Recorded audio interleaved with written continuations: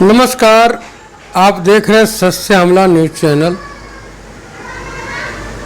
वास्तव में गुरु जो है वो ज्ञान का केवल ज्ञान देने वाला नहीं होता, वो संस्कारित भी करता है और बच्चे को जागरूक कर बच्चे में उत्साह भर करके उसे रेस में आगे आने लायक भी बना देता है, बशर्ते शिक्षक में उस तरह का जज्बा होना चाहिए।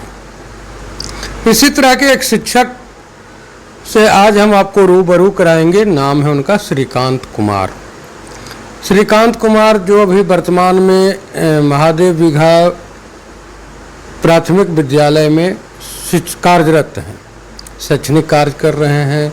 जिस समय ये शैक्षणिक कार्यों से जुड़े नहीं थे, यानी सरकारी विद्यालयों में शिक्षक नहीं थे, उसके पहले भी वंचितों शोषितों के बच्चों को ये शिक्षा देने में या उन्हें माहौल में अच्छे माहौल में ढालने का प्रयास करते रहे हैं। सर, आपका हमारे चैनल में स्वागत। धन्यवाद। आप शिक्षक हैं, बच्चे को उत्साहित कर रहे हैं, शिक्षा दे रहे हैं, साथ में संस्कारित भी कर रहे हैं। आपका जो पारिवारिक पृष्ठभूमि रहा है वो हमारे दर्शकों को बताने का कष्ट।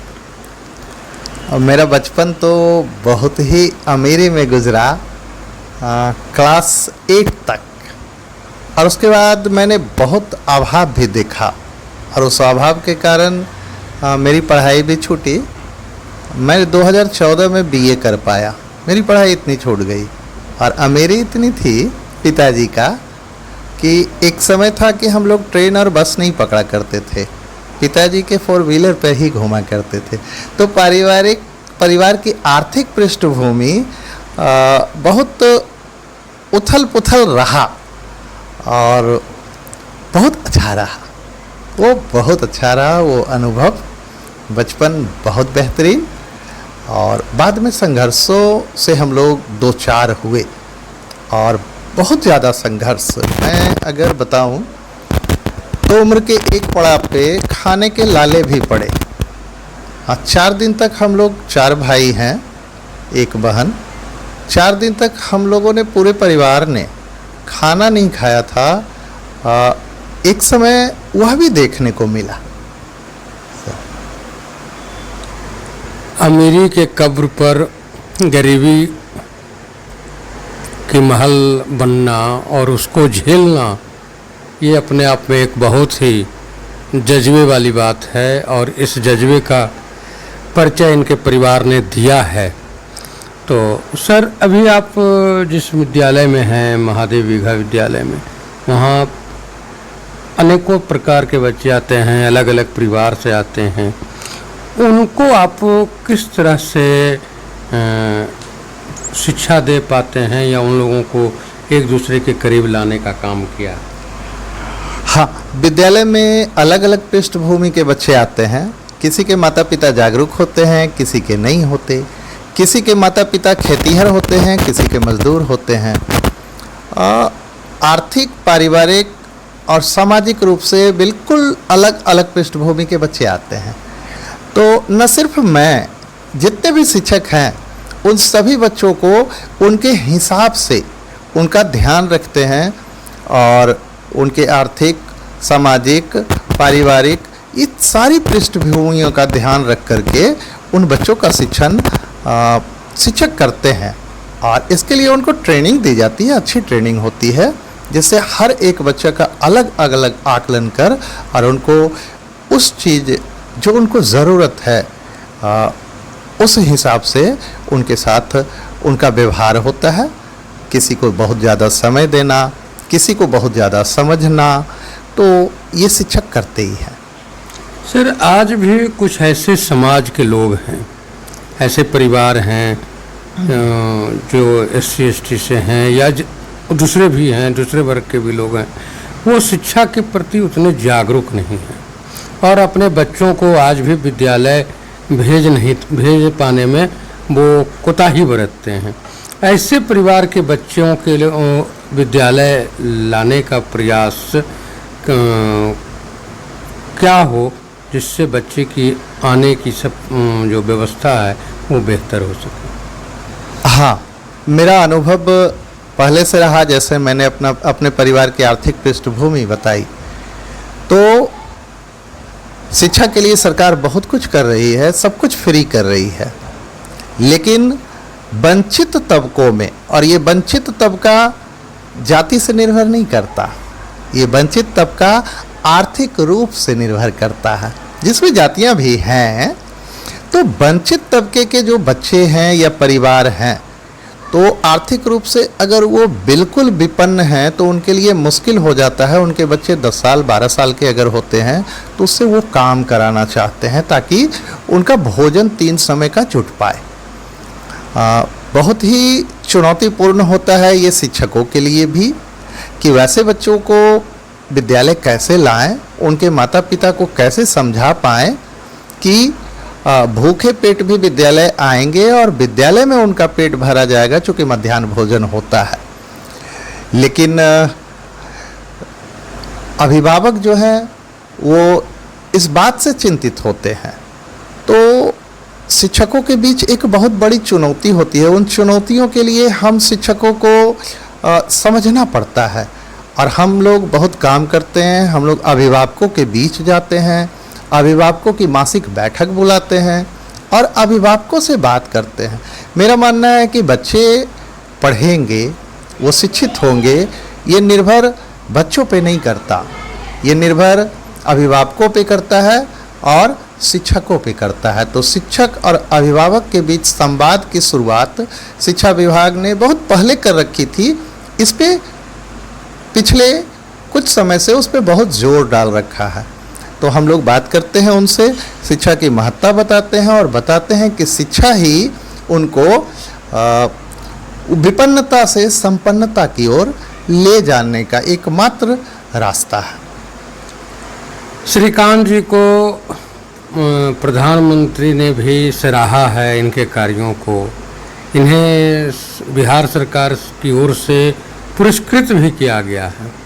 पुरस्कृत करने के जो वजह रहे हैं वो इनके शिक्षा के कार्यों में, बच्चों को जो शिक्षा के प्रति जागरूकता लाने का इन्होंने जो प्रयास किया है उसके एवज में किया गया। तो ये बच्चे को किस तरह से जागरूक किए, किस तरह से विद्यालय की दीवारों पर ये पेंटिंग करा करके उस पर चित्र वगैरह बनाया, ये सारी बात। सर, ये जो आप पुरस्कृत किए गए उसमें किस तरह से आपने बच्चों को जागरूक किया? ये पुरस्कार तो ओवरऑल शिक्षा के क्षेत्र में बहुत सारे काम के लिए मैं शिक्षा पे बहुआयामी कार्य करता हूँ। विद्यालय का रंग रोगन पे बात करता हूँ, बच्चों के एजुकेशन पे भी सूक्ष्म नज़र रखता हूँ। इसके अलावा बच्चों के मनोविज्ञान पे भी काम करता हूँ, और इन सबों से पहले मैं अभिभावकों पे काम करता हूँ। मैं उस गांव में काम करता हूँ जिस गांव के बच्चे वहाँ पढ़ने आएंगे। मैं उस परिवार पे काम करता हूँ, उसकी आर्थिक स्थिति, और उस आर्थिक स्थिति में हम क्या सलाह मदद के रूप में दे सकते हैं, सहयोग कर सकते हैं, मैं उस पर बात करता हूँ। मैं बात करता हूँ कि परिवार में माहौल आनंददायी रहे, तो पति पत्नी के संबंध, भाई बहन के संबंध, आपस में वो संबंध मधुर रहे। मैं इस पे भी काम करता हूँ। मैं पेरेंटिंग पे काम करता हूँ। माता पिता बच्चों की देखभाल कैसे करनी चाहिए, बच्चों से बातचीत कैसे की जाए। तो एक शिक्षक के रूप में बहुत ज़्यादा काम होता है, लेकिन ये काम बहुत मज़ेदार है और ये करने में मुझे बहुत आनंद आता है। तो इतने सारे काम करके मैं बच्चों को विद्यालय में आनंददायी पढ़ाई के रूप में उन पे समय देता हूँ। किशोरी कक्ष बना करके विद्यालयों में अपने किशोरी कक्ष बनवाया, और जिससे आपने सामाजिक वर्जनाओं से भी लड़ने का प्रयास किया है किशोरी कक्ष बना करके। ये किशोरी कक्ष क्या है? बिहार सरकार बच्चियां जो होती है किशोरी, तो एक उम्र के बाद उनकी शारीरिक बनावट अलग है और बच्चों का शारीरिक बनावट अलग है। तो बच्चियों को महीने में 4-5 दिन मुश्किलों का सामना करना पड़ता है। ऐसे में वो बच्चियाँ उन शारीरिक समस्याओं के कारण, कुछ दुविधाओं के कारण और कुछ परंपराओं के कारण विद्यालय नहीं आती थी। तो बिहार सरकार ने एक निर्णय लिया कि हर विद्यालय में सहेली कक्ष होगा। और आपको जानकर ये खुशी होगी कि ये सहेली कक्ष की शुरुआत हमारे नवादा के सिरदला के एक विद्यालय से शुरू की गई थी। किशोरी कक्ष सबसे पहले बिहार में वहीं स्थापित की गई थी। मैंने उस शिक्षक मित्र से जाना और मैंने अपने यहाँ उसका प्रयोग किया ताकि बच्चियों को उन दिनों में सपोर्ट मिल सके। और उस किशोरी कक्ष की प्रभारी एक शिक्षिका ही होती है, ताकि बच्चियों को उन दिनों में समस्या ना हो और उनकी पढ़ाई बाधित और अवरुद्ध ना हो।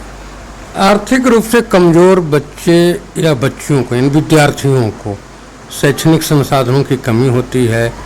उसके कमी को आपने सामाजिक स्तर पर दूर करने का भी प्रयास किया। वह किस तरह से आपने किया? जैसा कि मैंने पहले बताया कि विपन्नता के कारण मुझे पढ़ाई छोड़ देनी पड़ी थी।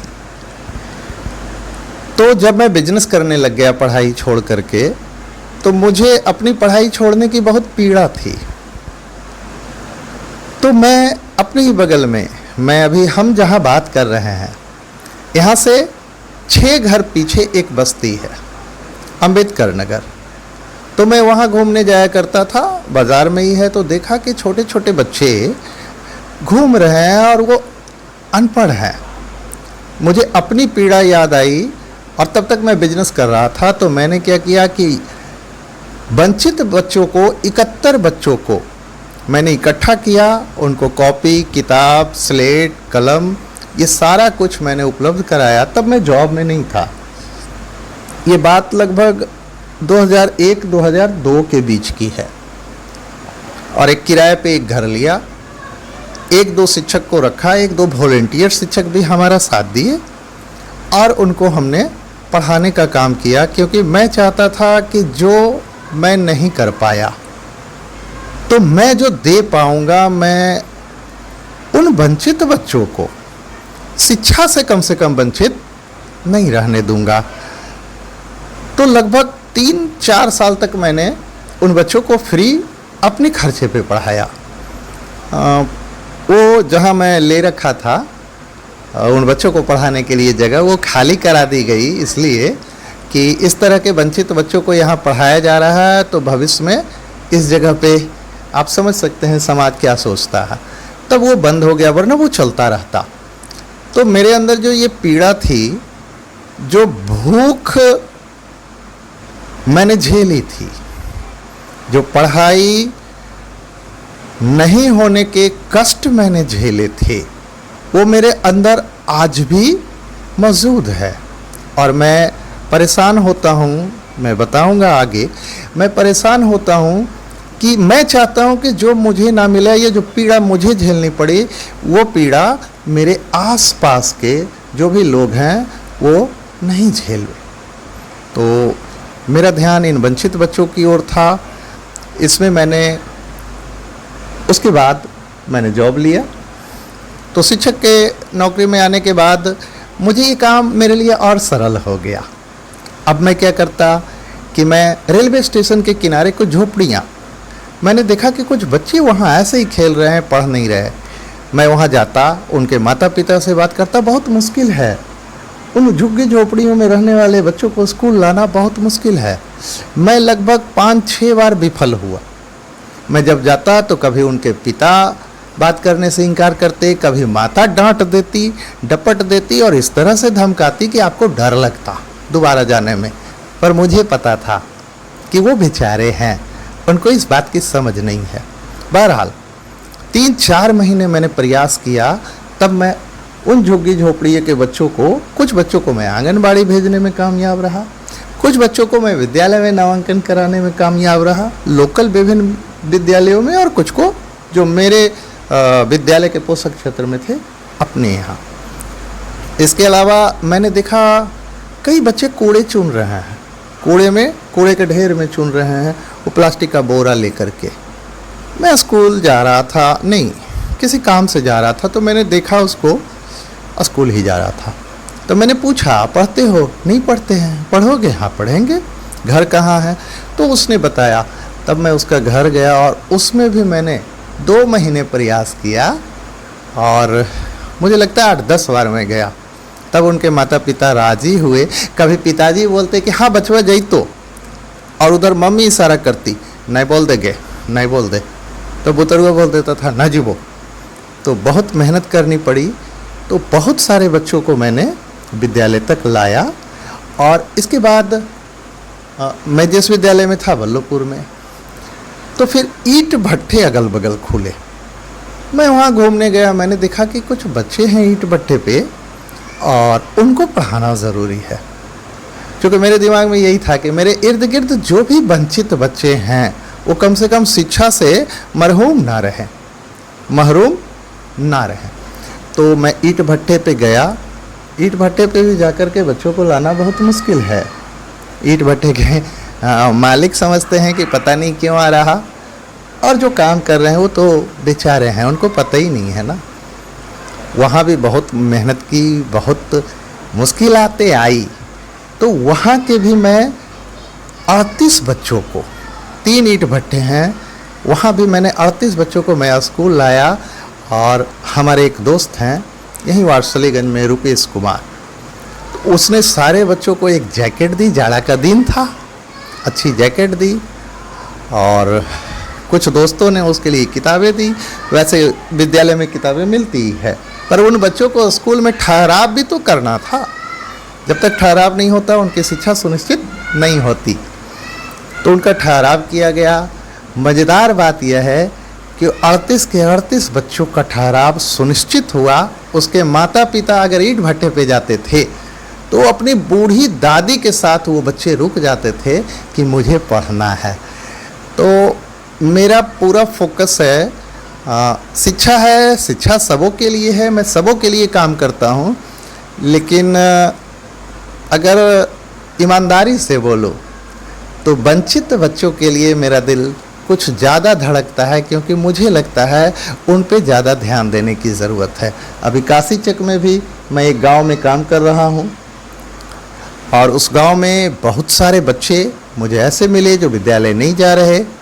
मैं 4-5 बार प्रयास कर चुका हूं, और मैंने जैसा कहा कि इतना भी आसान नहीं है, लेकिन मैं उन बच्चों को भी स्कूल तक लाकर ही छोड़ूंगा। श्रीकांत जी से बातें बहुत करनी है, और ये काम 1 दिन का या 10 मिनट का नहीं है। तो हम श्रीकांत जी से आग्रह करेंगे कि इन्होंने जो कुछ और भी कार्य किए हैं, जैसे पर्यावरण के लिए,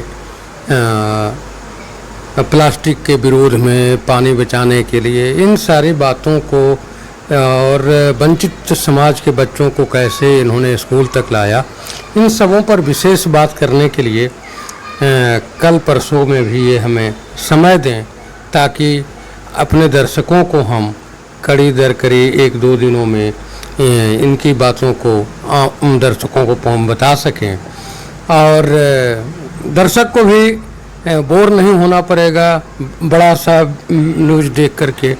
तो श्रीकांत जी का इस पर क्या कहना? हाँ बिल्कुल, मैं चाहूँगा, बहुत सारे शिक्षक कर रहे हैं, और मैं चाहूँगा कि मैं जो कर रहा हूँ वो अनुभव बाकी लोगों को भी दूँ, जिससे मुझे भी सलाह उधर से मिलेगी और कुछ लोग इससे प्रेरित भी होंगे। मेरे गुरु श्री रॉय और ब्रह्मनिधि यही कहते हैं। प्रयास करेंगे कि कुछ और लोगों से इनके बारे में भी बात करें, जो इनके माध्यम से इनके कार्यों में सहयोग किया था। अगर वो लोग भी हमें उपलब्ध हो जाएंगे तो उनसे भी बात करेंगे। सर, आपने जो समय दिया उसके लिए धन्यवाद। आपका बहुत बहुत धन्यवाद। जुड़े रहें और अलग अलग मुद्दे पर आप लोगों तक बातें पहुंचाते रहेंगे। धन्यवाद।